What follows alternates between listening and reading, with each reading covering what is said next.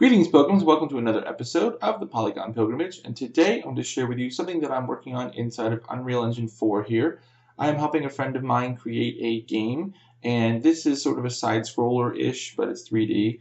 And we've got a mailman character. So as you can see at the top left, we have our hit pips are these little stamp icons. So now when I hit the letter T, this is what we're going to go over today. So we're going to pretend that the player has been hit. So I'm going to hit T, which is my test key. And we're going to lose a hit point. There we go. And then the second time I hit it, we're going to lose the second one. And the third time I hit it, we're going to lose the third one. And don't mind the 9 million there counting down. That's our making sure that we can work with the score.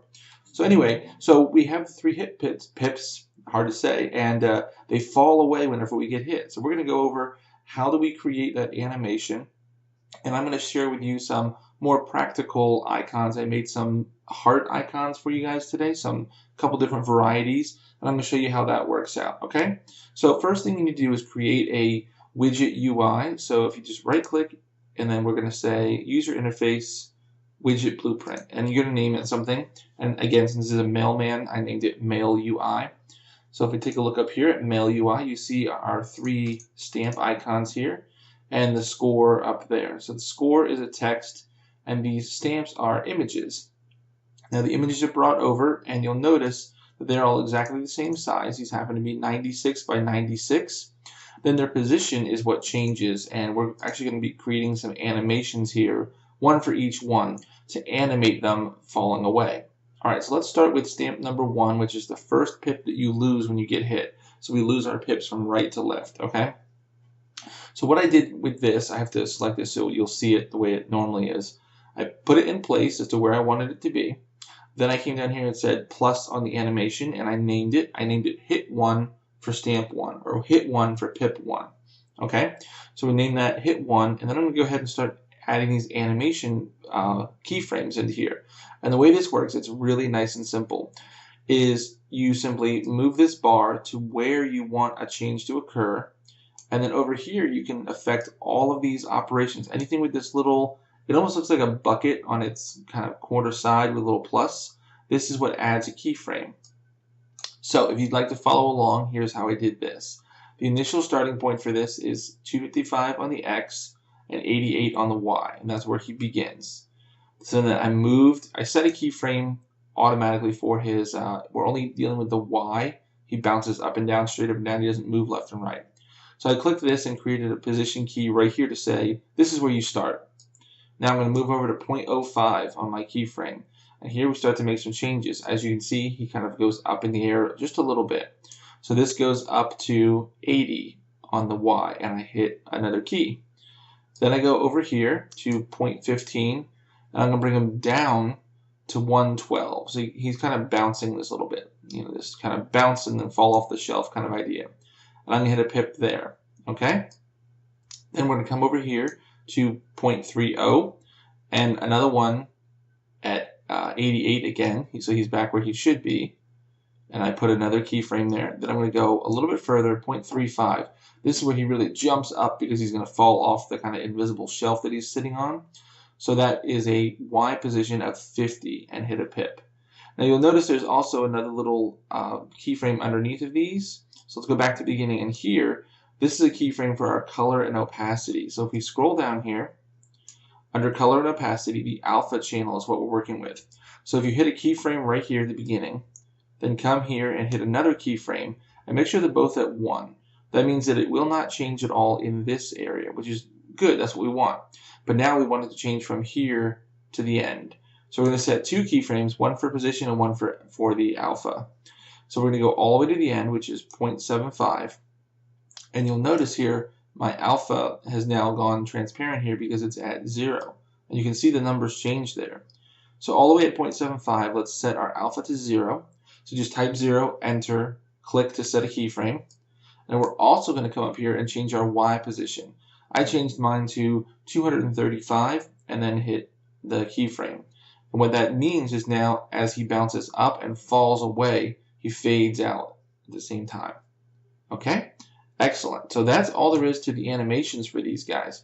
So now, in order to create the animation for each other one, what I had to do was just basically do it a second and a third time, I noticed there's, I don't know if it's a bug or if it's some sort of a weird interpolation, but if you try to right-click, copy, go to the panel here, right-click, paste, the stamps don't really follow the same animation. You can't really say, I want the same animation but for a different thing. I think the animations are kind of tied to it. And you'll notice that this one that I have highlighted here now looks like he's all scaled and turned sideways, because initially I did have these sort of freak out a bit. They would rotate back and forth and scale a little bit to kind of look like they were kind of seizing. You know, they get hit, they get kind of shocked and disturbed. You see cartoon characters when they get electrocuted real quick, they little eat and they get all crazy. So I tried to do that and then make them fall away. I didn't end up liking the look of it, so I figured that just a bounce is pretty simple and it's effective. So I've noticed that this is an artifact from before, from when I had this in here and we copied and pasted. So that's not really working. So let me know if this is a version of UE update kind of thing that I could fix that, or if there's another way to do that. I haven't found it yet. So in order to do these a second and third time, I just repeated the process. So I clicked new image, brought it in 96 by 96, put them in their positions, and their starting positions are, let's take a look here. So for Pip number 3, which is the last one you lose, he's at 25 on the X, and then number 2 is at 125, and number 1 is at 225. And that helps us so that when we go back and we hit play, you'll notice that they're nicely, they're nicely spaced out. So there's a little space between each one and it's sort of even. Okay, so that does it for the animations and for them falling. Now for all of the files that I sent you guys, if you look in the downloads for this episode, there's these items here called health pips. And there's 4 different versions. So there's a heart here, and then there's a little bit of a shine in the corner if you want that sort of a detail. And then there is a border around it, a white stroke. So I gave kind of, not quite, maybe not all the possible combinations, but there's border with just the heart, there's border and the shine, there's just the heart, there's the heart with the shine. So you get a couple of combinations there. So for example, I really like the one with the heart and the shine, so I'm going to select that. And to update all these is super easy. So I can go from stamps to hearts to gems to whatever you want. So I have that selected. It's selected in my content browser. So now here, as I select each of these, I'm just going to click this button to say, use selected asset from content browser. And now it's a heart. So I'm going to go to stamp 2 and say, now you're a heart. Stamp 3, now you're a heart. So it doesn't matter what we call it here. The image we can actually change quite a bit. So now if I hit play, you'll notice we have 3 hearts. And go heart, heart, heart. Okay, so that's all well and good, and we have some cool icons, and that the animations work nicely. But how do we trigger them like I'm doing it inside of the scene? Well, that's a little bit of coding, but don't worry, it's not a big deal. First of all, we do need to overcome yet another, I believe it's a bug. So here in our UI, and we have everything designed, we have our animations working properly. I'm going to go here to the graph up here. I'm going to click this. And you'll notice here that my event construct, this is called right when this thing comes into being in the world. What I had to do here was actually play each of those 3 animations in reverse, starting at timeline 1. So the way this works is, I'll step you through it. Over here, you'll see that we have access to our stamps, and then we can call out the animations that we have. So our animations should be showing up. I don't know why they're not showing up here, but we have play animation, so you pull off here and say play animation. Target is self, that's fine. Start time 1. We need to play it in reverse. We need to call hit 3, hit 2, and then hit 1. And I just chain these all together so that these we should be able to get where my animations are not showing up over here. They should show up right here, and you just drag them and drop them over here. If not, you might be able to get them by doing this. So do get. Say get hits. Nope. Get animation. No. Yeah, they should be appearing right here, and for some reason my editor is not showing them to me. So they should show up right there. You just drag them over, just like you drag these guys over, and say get, and you can plug them in. Okay. Mine's freaking out a little bit. I apologize. So we attach each of these. So the animation you want to play, 3, 2, 1. Attach them all together so they all play, and I do a reverse at start time 1. If I did not have these, when I go to hit play, you would see it like this. They just wouldn't be there. because they have already played, they've bounced and faded out. And so it's kind of a weird bug, I think, with the way that all this works, or maybe is this version of the editor. Again, anybody who knows, please let me know so we can share it with everybody. Oh, here's the animations. I'm sorry. There they are. So if we just drag off here and say get, and now you can drag these into the animation slots. Okay, there they are. It wasn't like a thick bar like this, so my eyes kept missing it, but there it is right there, animations. So you can pull those over into here. So this kind of gets around that. So if you know of a reason or a way around that, let me know. Okay.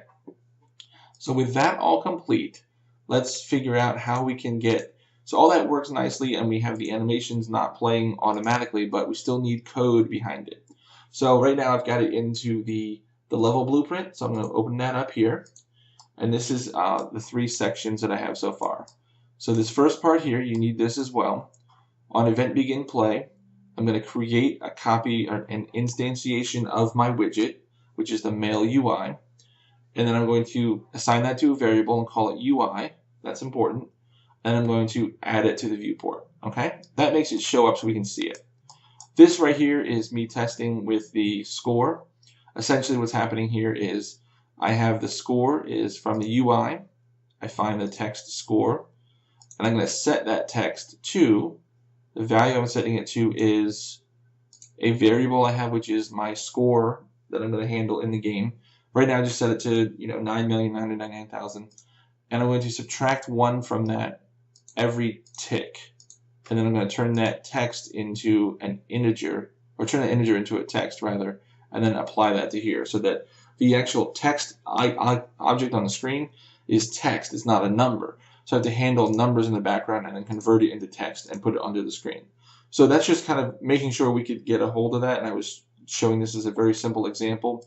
So that's why the text is just constantly, lowering once we play the game. So don't worry about that, it's not a big deal. This is what you're interested in. Okay, so this is how we make our test key, and then we make sure that we are playing each animation in the proper order. All right, so what we need to do here is first we need a key that we want to press. So for me, I went out to edit, and it's project settings, and this always takes a moment to come up. There we go. And under input, I created an action mapping. I clicked this button, this plus button, and I called it test input. So for everything that I'm working on as I'm testing the development of the game, I'm just going to use the same key to kind of trigger it. So I hit T for test. That's just kind of what I came up with. So you drop this down and you select what you want. It's under, for me, it's under keyboard, and you find whatever key it is you want. Okay? And then when you're done with that, there's no save button. It just kind of remembers it. And I say, okay, good, we're done. So now in here, I can say test, and one of the things it knows is an action input, test input. There it is. So that's this guy here. Okay? So now what I'm going to do is I want to say that I want the first time I press this to do something, the second time I want to do something totally different, third time totally different. They're not really totally different, but it's a different call, and I'm calling the same kind of thing, but with 3 different things. So essentially, I need a multi-gate. So this multi-gate says first time, 0th time you do this, first time, second time. So for each time, I'm just playing the animation. Again, here, remember when we made our UI into a variable? So over here, what I'm going to do is pull this guy out and say get, and then from that, I can get each of these animations. So for example, if I come up here and say hit, you'll see get hit 1, get hit 2, get hit 3. So if I were to say get hit 1, that's what this guy is here, okay? So I just left him kind of here because he's sort of central. Then for each animation, remember we were going right to left, so it's 1, 2, 3 for the 0th time, the first, the second time. So I'm just going to pull off of here and say get hit animation 1, play it, start time 0, play it right away, play it forward, play it 1 time. That's it.